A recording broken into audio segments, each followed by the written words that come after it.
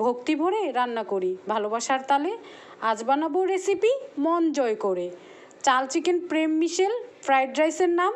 স্বাদের ভাজন হবে আজ, লাগবে যেন ঘ্রাণের ধাম। আসসালামু আলাইকুম, জেসমিনস ডায়েরি থেকে শুরু করছি জেসমিন। দেখুন, প্রথমে আমরা চিকেনগুলোকে ক্লিন করে নিয়েছি, তারপর সেখানে মশলাগুলো একে একে দিয়ে দিচ্ছি। প্রথমে লবণ, হলুদ গুঁড়ো, মরিচ গুঁড়ো আর দিয়ে দিচ্ছি এখানে তান্দুরি মশলা। এটা তান্দুরি চিকেন হবে, সেজন্য আমরা এটা দিয়ে নিচ্ছি।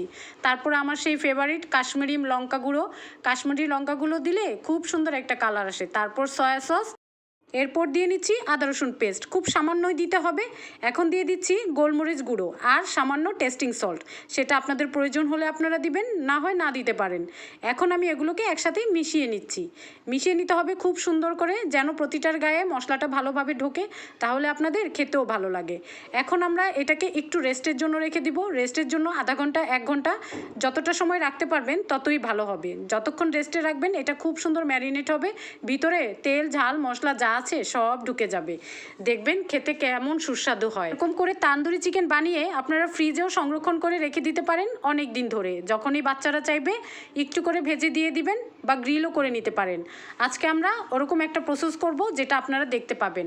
শুরু হয়ে গেল আমাদের নেক্সট প্রসেসের কাজ। আজ আমি ওভেনে বেক করব, তাই ওভেনের ট্রেতে আমি একটা ফয়েল পেপার দিয়ে নিয়েছি।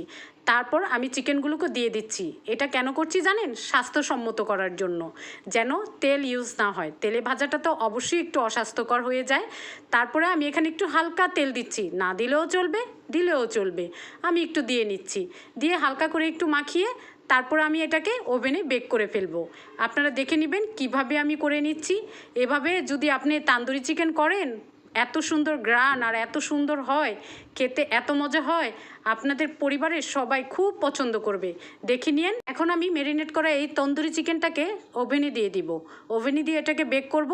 দেখুন কি করে দিয়ে দিচ্ছি। ঠিক এভাবে আপনারা দিয়ে তারপরে 200 ডিগ্রি সেলসিয়াসে দিয়ে দিবেন আর সমান সমান রেখে দিবেন, উপর নিচে হিট হবে। তাহলে দেখবেন সুন্দরভাবে এটা বেক হয়ে যাবে। 30 থেকে 40 সেকেন্ডের মধ্যেই এটা বেক হয়ে যাবে। আমার এটা কিন্তু হাফ ডান হয়ে গেছে। মাঝে আমি একটু উল্টিয়ে দিচ্ছি। উল্টিয়ে দিলে খুব সুন্দরভাবে এটা সফটভাবে হয়ে যাবে। আর না উল্টালেও চলবে, তাতেও কোনো সমস্যা নেই। তারপর আমি একটু উল্টিয়ে দিচ্ছি, যদি কোনো ভিতরে কাঁচা না থাকে বা সুন্দরভাবে যেন 2 পিঠ হয়ে যায়। আমার রেডি হয়ে গেছে। এখন আমি এটাকে সার্ভ করব। দেখুন, আমি একটু সাজিয়ে গুজিয়ে পরিবেশন করা পছন্দ করি, সেজন্য এভাবে সাজিয়ে দিচ্ছি। বাচ্চারা খেতে কিন্তু খুব পছন্দ করে এইভাবে সাজানো চিকেন ফ্রাই আর রাইস বা তান্দুরি দিয়ে। আর আমি একটু সিজলিংও করে নিয়েছিলাম, সেটাও একটু দিয়ে দিচ্ছি।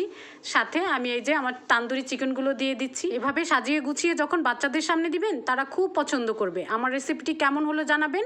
ভালো থাকবেন। আল্লাহ হাফেজ।